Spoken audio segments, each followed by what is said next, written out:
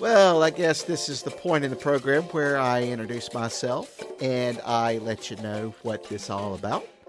My name is Michael Minshew, and this is a podcast that I am calling In the War Room. Considering that this is my studio control room and I am calling it the War Room, and we are currently in it, this is In the War Room. Now, what is this all about? Well, I would like to start a podcast that's just a little bit more in depth as to the happenings in the studio. It's just something that I can do that's a little bit more regular than my videos. I figured that I could put this together fairly easily, get this done, and this is something that I can do that would be more regular than the videos.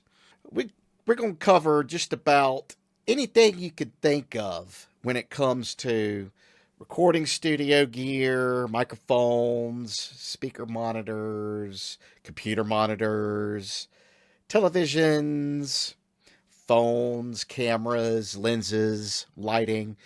That stuff, it's all fair game. So, where am I currently sitting with the studio? Where am I at? I, as you know, have just recently procured, since we just went through the Christmas season. I have obtained some gear that I have been after for a while. I got the EQ that I've been wanting. Also, just today, the discrete op amp that I want to upgrade inside that EQ was delivered. So I'm rather excited about that. And speaking of that EQ, one of the things that I've gotten was that EQ. I've also got the 500 series module carrier. Those things need to be wired up in my rack over here.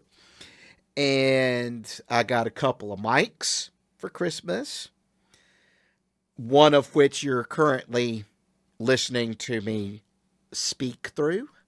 Some of the other things that are on the list of stuff that I got, non studio related stuff. I got some Magic the Gathering stuff, and, got stuff in my stocking, like stocking stuffers. You know how that goes. I don't want to go off onto too much of a tangent here on non studio things. So, mental health check in. This is a topic that I would absolutely love to include in this podcast. It's just a quick check in with y'all about how I'm doing. And currently, today, I'm doing fan freaking tastic. Things have just been going well ever since the start of the Christmas season. Things have been wonderful. Not too heavy, not too crazy. My mental crap hasn't gotten in the way too much. I've been able to handle things rather easily. And of course, I guess that could come easily when you're getting stuff, when you're accomplishing things. Like today, I one of the things on my list is a complete rebrand of my logo for the studio for my videos and stuff, and some new title cards and things. This podcast being one of them. If you are watching on YouTube, you will see my work that I've done today on the title card. If you are listening, then I apologize. You are missing out. I would suggest, if you felt so inclined, navigate over to YouTube and check out the video version of this very podcast. Anyway, moving forward, some of the things that I am looking at, and it's on my phone here, some of the things I am looking at obtaining in the future. This is some of the things that I'm just interested in and getting and experimenting around with. Uh, Universal Audio came out maybe a couple years ago, maybe a year. It's been recently, within the past 2 years. Universal Audio has come out with some guitar pedals. So I am looking to add in a guitar loop uh, reamp channel. I have yet to get the piece of gear that lets me use pedals in, as a mixing tool. I have the reamper for reamping guitar tracks through my Orange 212 amp combo that's sitting in the other room. But I'm going to need an actual interface where it steps the impedance down for me to use the proper impedance signal in guitar pedals. And some of those pedals, of course, it's Universal Audio. Uh, and of course, I'm going to be after some of the studio classics. They have an 1176 pedal and the LA2A pedal. Of course, that's a given. I'm gonna be going after those. Those are going to be great for me to like throw a vocal on if I'm so inclined. And one of the other ones, the total of three that I'm interested in, and the third one is their Orion tape echo delay. That looked super, super interesting. Like I could get textures and sounds that none of this other stuff over here could afford me. It's just something different. It would just be another option for me to have. Okay, moving right along in the 500 series module area, I'm looking at an HRK CP554 compressor module. Now that is a diode bridge compressor. Now I have some VCA compressors in here, and I have some FET compressors. I've got some 1176 style compressors. I've got SSL style VCA. I got some DBX VCA compressors in here, and I have yet to venture into the whole diode bridge area, the 2250 Neve 2254 33609 area, and I'm kind of interested in the HRK one. It's a 500 series module, and it's not as expensive as the Neve, so I figured I'd just give it a go. It sounded pretty decent when I looked it up on the YouTube videos, but that's give or take it with a grain of salt, whatever the saying is. Uh, you take it with a grain of salt because of all the YouTube compression and computer bits that happen. But it sounded decent to my ears, and it sounded like a decent addition to my arsenal. So, of course, I'm going to be, after that. Next thing is an Elysia X Filter 500 for my master bus duties. That's an EQ, and I think it's a 4-band EQ. I can't remember right off the bat. I'm not looking at the actual module, but I know that I've been back and forth with the Elysia X Filter. It was wanted from a master bus, and then it wasn't wanted from a master bus, and then I was going to get to cheaper things, and I was going to I'm just going to pull trigger on the X Filter because every single sound sample that I hear coming out of that thing sounds just absolutely amazing, and I know would be a good pickup for my arsenal. The next thing, I want a pair of the Lindell Audio PEQ 501A. Those are the Pultec solid state Pultec clones from Lindell Audio. I've already got a pair of the in my rack of the Lindell Audio 1176 style compressors, and I was somewhat impressed with those. The sound quality is really decent and surprisingly decent. So I figured I would give the Pultec clones a shot, get a pair of those for the master bus, just to kind of sweeten up the sound a little bit. Next thing is currently I am using a plug-in inside the box for stereo widening and width issues where I want to maybe give it just a little bit more width. I'm currently using a plug-in for that. And if I had something that was on the hardware and all I had to do was route audio out and print it through, I could just do that and commit to the sound and move forward with the production of the track. It makes things easier. It seems like a good pickup for my arsenal.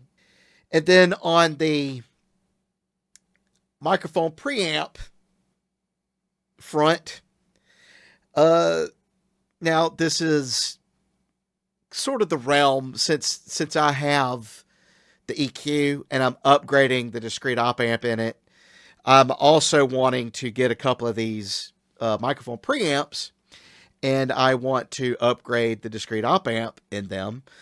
I am currently looking at the recently released Heritage Audio Lang 312L preamps. Now, I just recently, as in yesterday, watched a gentleman run these preamps through its paces by recording an entire track with them and then recording the same track with API plugins, not plugins, preamps, and did a side-by-side comparison. And there's very little difference between the two.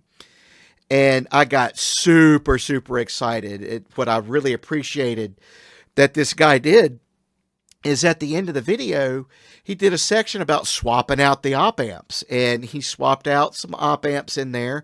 And it absolutely changed the sound of these preamps and made them sound the way that I was figuring that they would sound with the op amps that I'm going after.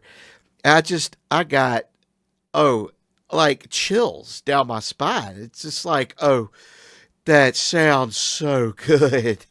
And I know, for $350 a pop, I think that's sort of a no-brainer.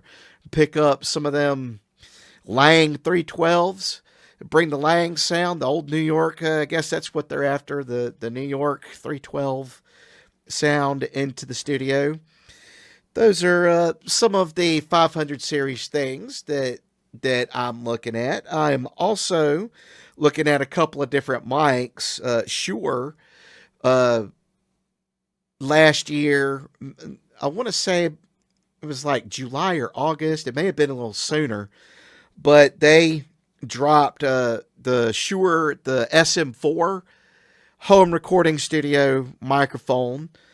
And it sounds to me surprisingly decent. So for very little money and investment on my part, I figured it would be a decent addition to my mic locker. And Sennheiser also, this is the one of the microphones that has been on my list and I have yet to pull the trigger because it's not super expensive, but I've got other microphones that I'm currently using, and it's really one of those things that I would like the microphone, but it's not absolutely needed or necessary to produce and get the production of a track underway, because what I have sounds really good. But it is a sound that I would like to experiment with. It's just kind of middle ground on the expense. It's about $350, $400, $450. It's around that range, but it's the regular Sennheiser MD421. I would like to pick up a 421. That's a dynamic mic that would be good on toms. I've seen people use it on snare. I've seen people use it for a vocal. I've had experience with one in the broadcast realm, for voiceover. So, it's going to be a good pickup. Between that and an RE20, I would have the voiceover handled. If you've paid attention and watched my last video, I mentioned that I am looking to upgrade in a way of adding in the IK Multimedia Arc 4 Studio, the room correction box that they have. Um, I'm thinking that that's the move for now. It's like $2.99. You know, I am also looking to get another synth for back here in the corner where I've got those keyboards. Right now, currently, I have two MIDI controllers, and I have sold off one of my sound modules, so I no longer need the other controller. And so that is going to be a spare. And I am looking for a keyboard that has onboard sounds. And in my research and noodling around and rabbit holing on YouTube, I ran across a model from Yamaha that has this piano patch that sounds utterly amazing, unlike any other any other grand piano sound that I've ever heard on a piano out of a synthesizer. It just sounds like butter. Like I really, it sounds great. And so I'm after that. It's the MX49. Like I'm going after the 49 key. Uh, I was kind of waffling back and forth between a 49 key or a 61 key keyboard, but those controllers back there are 49 key controllers, and it's enough for me to get both my hands on there. I can bank it up if I need to. I'm not doing a huge amount of stuff where it calls for a gigantic range of motion. So, I think 49 key fit the bill. I'm also needing a 10 slot 500 series rack to go down here beneath my Neve preamps here for my master bus processing, some of the 500 series stuff I was talking about earlier. And then, just because I had a buddy of mine pick a pair of these up and I've heard good things about it, I want to give a pair of headphones, the Beyerdynamic DT770 headphones. I would like to give those a shot just to see what the hullabaloo is about. I heard they were really, really good. My friend says they're great and they sound great. So, yeah, those are the things that I am, looking to pick up in the future. Apologies if this seems a little all over the place. I am having to get used to just me being in here and jabber-jawing at this mic. One of the things I want to include is story time. Now, I have a lot of stories from jobs that I've done. They're production jobs, sound engineering jobs, stagehand jobs, all kinds of different jobs. I've done pretty much, anything dealing with getting a concert or a theater production done. I have stories going all the way back to doing, drama club in high school. I've just always been, on the production side of things. So the story that I've selected for this time, I want to preface with I was drummer in the band, but I was also the sound engineer, sound design. My sister-in-law wanted a singing career at one point, and she and a few of us other adults that were around put together a little band to help her out. And so we had we played a lot of covers. A lot of classic rock and country, you know, country rock, covers.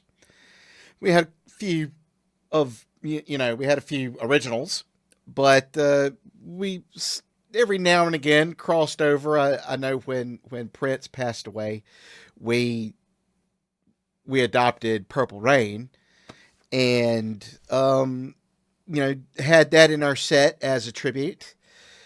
Um, but anyway, we were going. It was down in South Georgia. Now I'm going to not name the place. I'm going to change. I'm not going to name the place, and I'm going to change names of people to protect all people involved, because it's not necessarily a story about them. It's a story about what happened, and how I handled the situation. But so down in South Georgia, there's a dirt track. We'll just call it a dirt track. And there was it was a complex. Let's just say it's a sports, a motorsports complex. They had a quarter mile for the drag races. They had like a dirt track and the big concession area. They even had a little playground for children. And, of course, the stands and all that for people to sit and spectate. But they also had a stage, this big giant stage, and a little bit of a field for people to gather and have concerts. Well, there was a motorcycle rally that was going down, and someone had heard us and wanted us to be the headliner. And so we were the headliner, and they had heard two other bands, and this is how I'm remembering it. But it was like two other bands. It was like a small group of guys.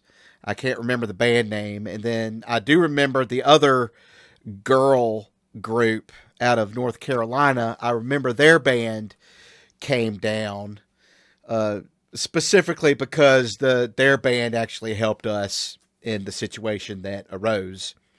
But anyway, so you have three bands playing for this motorcycle rally, this motorcycle club down in South Georgia. It was one of those. It was an early day.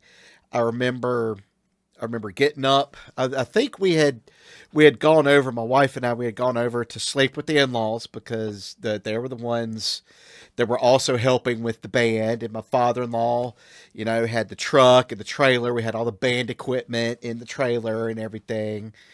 Um, but I had designed our sound system, and all the equipment that we were using was my design, and I showed everyone how to run it, how to plug everything in, how to set it up, how to tear it down, how to maintain it. I showed everyone how to do that kind of thing. And of course, since I was the drummer, I also would pitch in and load out. So anyway, it was a very, very early morning. We had gone over, I think my wife and I had gone over to the in-laws house and spent the night, just so, because it was that early of a morning. It was like 4 or 5 o'clock that we had to, get on the road. And I remember being outside with my father-in-law, sharing. I think I had a cup of coffee. He had a cup of coffee, and we was out on that deck, and he was just kind of looking, and he looked at me and he said, "I think we ought to take all the band gear, because let me backtrack. The owner of the venue, the project manager for this whole thing, I guess you could call him. We'll call him Mr. White." Um, to borrow from Quentin Tarantino, we'll call him Mr. White. Um, he had hired a sound company out of Savannah to come and run this thing, and set up big line arrays and trusses and lighting. And, you know, that was a question. My father-in-law looked and said, since we've got the sound, do we need to bring all of our stuff? I looked at him, and if you know me, you know that I've been doing this long enough, and at the time, I'd been doing it long enough to know never really fully trust anything at all. So I looked at him and I said, yeah, let's hook that trailer up. Because we had it already, it was all just packed in the trailer. Said, let's hook that up and just take it. You never know. You never know when we might want something. You know, we also had a pack of like extra strings, extra drum heads. So you never know when someone might need something. So we figured let's just hook this trailer up and let's take it. Let's go. So we arrive. You know, we travel throughout the morning. It's about 11:30, noon or so in the morning, which is when they had said they wanted to load in and start sound checking. And so we pull up, and you know, we've got the trailer, and we see that the other group from North Carolina pulled in behind us, and they've got their truck and they got a trailer full of their stuff. And then the other group, you know, had various other things of theirs. And I could tell, and we all didn't expect, you know, to need to use everything. We figured there would be sound and lighting there. And we get there and the stage is empty and there's no one in sight. And we're all kind of like looking around, scratching our head. And off in the distance, here comes running this Mr. White. And he's like having to put out fires because he's kind of freaking out. You know, he's like, oh my God, the sound guy, the people we hired have backed out day of, and we have no sound. And that's when Michael pops up and says, hey, I think we can make this happen with all of our gear. So, so on starts the day where, you know, we were supposed to sound check at like noon or 1 o'clock or so. And here it is noon, and we've just now started loading up. We've got to piece together a show. Now, we have, you know, nothing close to these big line arrays that this gentleman from Savannah was going to provide. But I figured that between us three bands with the equipment that we had, we could cobble together a good enough thing to put on at least a few songs of a show and get these bikers having a good time. So, you know, that's where I was coming at it. And I was also coming at it from, well, dang it. We drove this far. We're playing a freaking show. We rehearsed. We're doing this, right? So I proceed to, and I never really, you know, popped up and said, I'm going to be head of this thing. But for some reason, I became the director of traffic for everything. Everyone, you know, deferred to me on exactly what to do. So here I am, sort of like project manager, you know, doing this job of cobbling together, piecing together sound equipment, speakers. We were using our speakers. We were using their speakers. We were using this for that and that for the other, and running snakes together. And the group from North Carolina had popped up and said, you know, we've got our normal sound guy that has a larger Allen and Heath mixer. Instead of the little 16 channel one that we've got, we can use his, I think it was a 32 channel. He's got a big 32 channel mixer that, and his expertise. We could use that to set each group up and run, instead of having to redo sound check between the groups. We could just set them up. I'm like, that's golden. That's great. And the only thing is, he wasn't with them. He was going to have to get on the road and hightail it down to South Georgia from North Carolina. So he jumps on the road and hightails it. He throws the mixer in and he hightails it. And we're cobbling everything together. We're doing everything that we can. I think it's about 3 or 4 o'clock in the afternoon. It's starting to get maybe 4 or 5 o'clock in the evening, and we've already let the group know that this wasn't what we was originally planned, but we still are going to have entertainment, and that it was pushed back a little bit. It may be pushed back a little bit.